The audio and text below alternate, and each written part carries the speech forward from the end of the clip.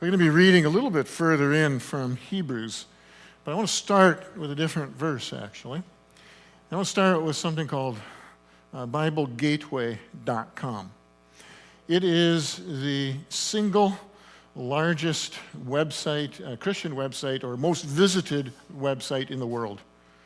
They had over 2 billion page views this past year in 2018. That's a lot of people checking out a lot of things. They feature free Bibles. They also have other that you can read, different translations and so on online, and other resources as well. And this year they did a top 10 list of verses that people searched for. And the top verse, the number one verse that people looked for, was Jeremiah 29, verse 11. For I know the plans I have for you, declares the Lord, plans to prosper you and not to harm you, plans to give you hope and a future. That was, followed by John 3:16. 2 years ago, they did a top 10 list as well, and the two verses were reversed. John 3:16 was number one. Jeremiah 29, verse 11 was number two. This year was number one. Why is that? What are people looking for when they go looking for that verse? Well, they're looking for hope, right? I mean, a hope and a future. That's what that's about. And we typically go looking for hope when things aren't going well, when it's dark, when we're struggling, when we're wondering if there is hope and a future. And that's actually the point of that verse. That's the context of that verse. The people, Jeremiah was writing to the first wave of exiles to tell them what God had to say to them. And you've got to figure that they were feeling pretty despondent, pretty despairing, and the Lord is saying to them, you have a hope and a future. I have something for you. Now, it got worse because the fall of Jerusalem came and so on. But God had a hope and a future for them. That's when we go looking, right? And when we look into something like that, that verse is written a long time ago to other people in other circumstances, and God wanted to speak to them in that circumstance. But he still speaks to us, doesn't he, with that? He still speaks to us because what we hear in there is his heart. His heart for us too. He has a hope and a future for his people, for you and for me too. Now, it's not just Christians who go looking for hope. I think the whole world looks for hope, right? Everyone needs hope. If you don't have hope, what have you got? Nothing. Nothing at all. Without hope, is there even life? Because hopelessness squeezes the life out of us, right? We need hope. But where do you find it? Where does it come from? Does it come from the good things that we have in life? Blessings and so forth. That's great when we have that. But if that's where our hope comes from, we're in trouble. We're in trouble because they don't last, do they? Into every life, some rain must fall, you know? And that's true. It does. And the things that, if you're counting on the blessings and the good things to provide you with hope, well, they can be gone like that. The amount of time it takes for a medical report, the amount of time it takes for a corporate decision to come down, laying you off, permanently closing the company, the amount of time it takes for a split second in an accident and changes your life or other people's lives forever.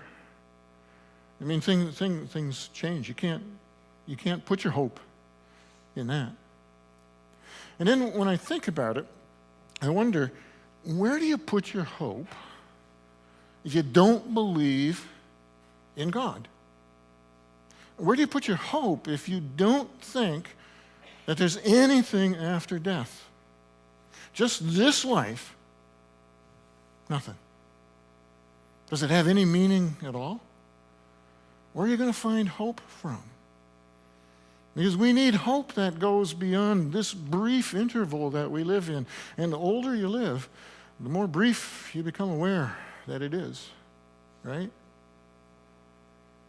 There's got to be hope for a future that even goes beyond death itself, right?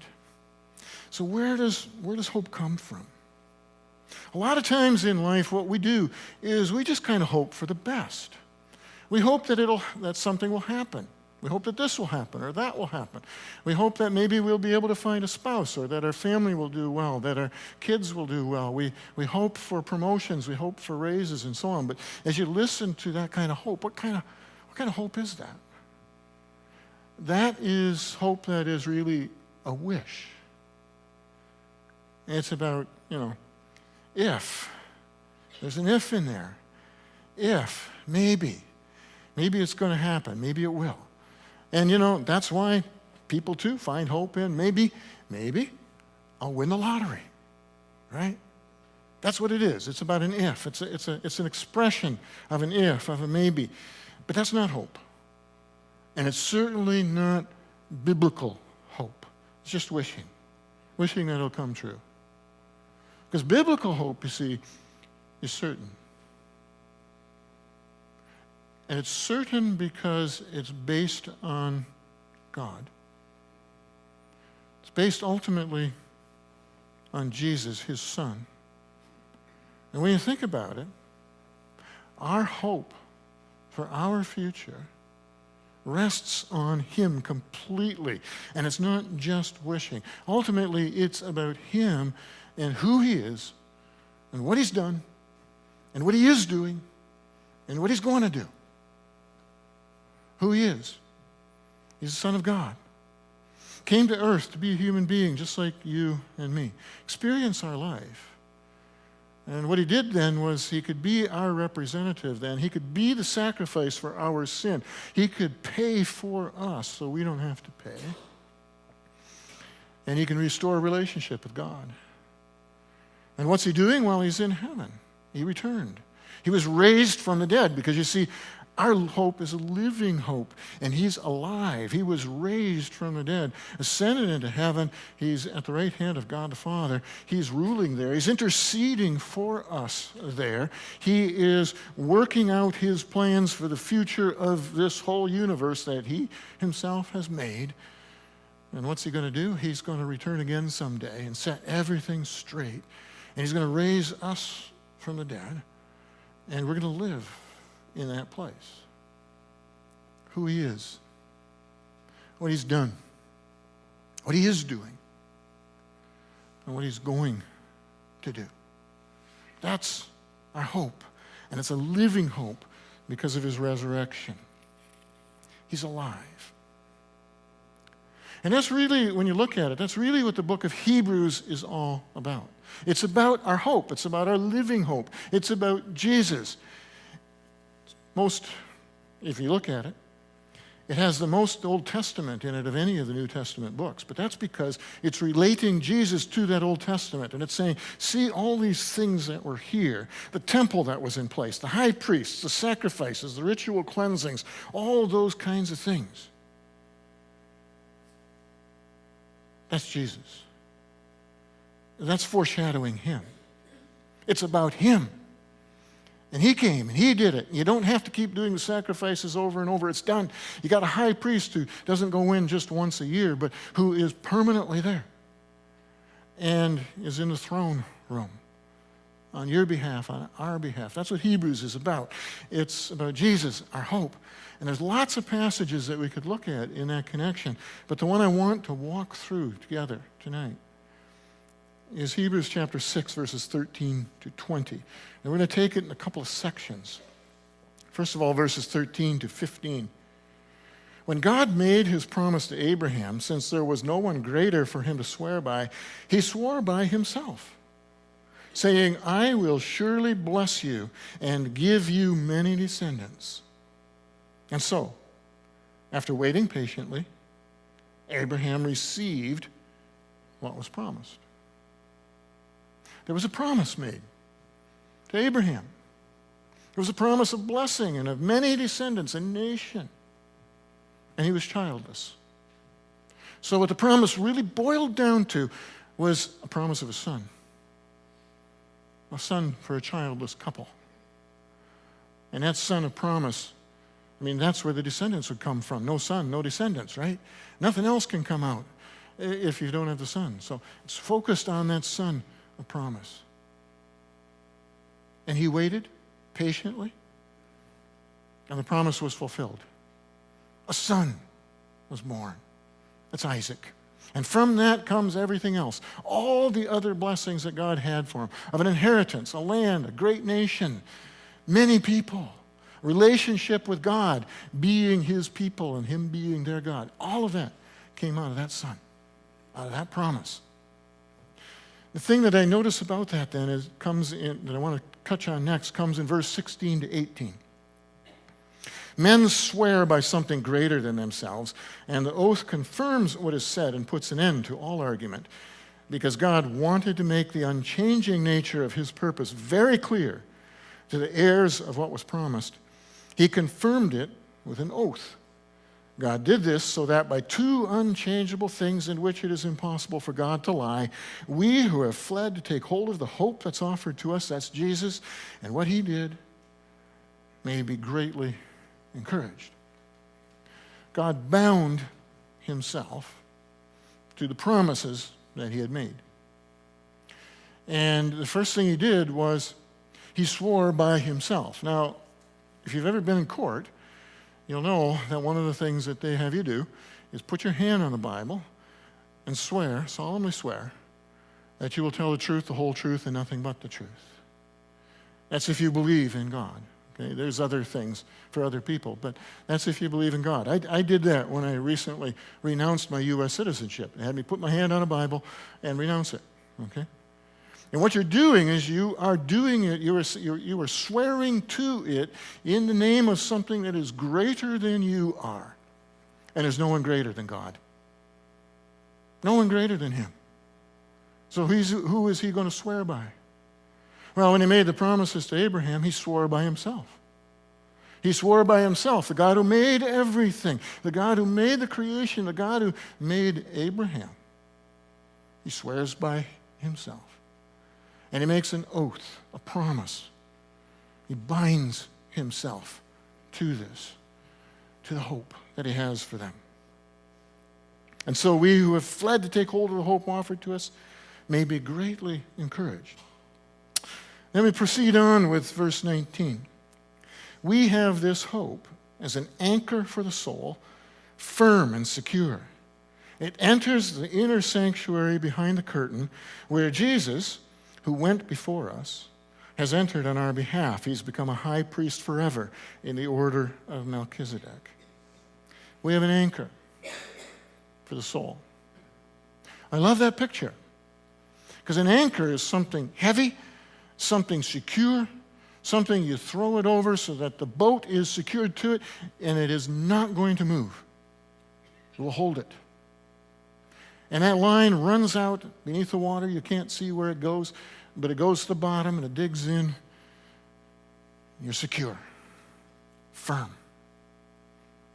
And the author of Hebrews is saying, that's what this is like. Your hope is like this. There's an anchor. That anchor is Jesus, and there's a line that runs to Jesus. And it goes to the inner sanctuary, behind the curtain, where he went before us. And the imagery that he's using is from the old temple. In the old temple, at the very center of everything was the Holy of Holies, the inner place, the inner sanctuary. Behind a curtain, that's where God was. Nobody went in there except for the high priest. And he only went in once a year and then left again. And only after really cleansing himself and making sacrifices for his sin. And Hebrews tells us that Jesus is the high priest. He goes to the real place. This whole thing is a picture of what heaven is like, of what reality is, of God on a throne in a throne room, and behind a curtain where we can't see him because we live in this world, but where Jesus has gone and stayed, unlike the high priest. He's there with God, and he's interceding for us. He's speaking on our behalf, but he's an anchor He's an anchor for us. And you see, he is that anchor then because he is the ultimate son of promise. If you go back to the beginning verses that we read, the promise that God made to Abraham and everything that flowed out of that, all those promises, all hinged on one thing: a son. Don't have a son, no descendants, no blessings, nothing happens. But a son, and a son who was born, Isaac. And from that, everything flows. And so you have the same thing here because ultimately this is about another son. Ultimately, the son of promise is Jesus. And again, it all hinges on a son. All the promises, everything, hope, a future, everything. Being raised from the dead, joining him there in the new heaven and the new earth. So that no matter what happens, we're secure. Because we know where our anchor is. All hinges on one thing: the Son, Jesus. And it hinges on the fact that he is living hope. That he's not dead in a grave somewhere after paying for our sins, but he's alive. He's in heaven. And so what we have then is a living hope, and that living hope is in heaven. He's in the real thing. He's interceding for us there. He's exercising his reign there right now. He is exercising his reign over this creation. He is right now at work in all the things that are going on in this world to bring about his plans and his purposes, his hope and a future for this world, for you and for me. He's going to bring everything to completion for us, for his people, for creation itself. And in that living hope indwells us. By his Holy Spirit, dwelling in us, Jesus makes himself present as our living hope. And he dwells in us individually, and he dwells in us as we gather here together. He is here among us by his Spirit. And what is that Spirit about, the Holy Spirit?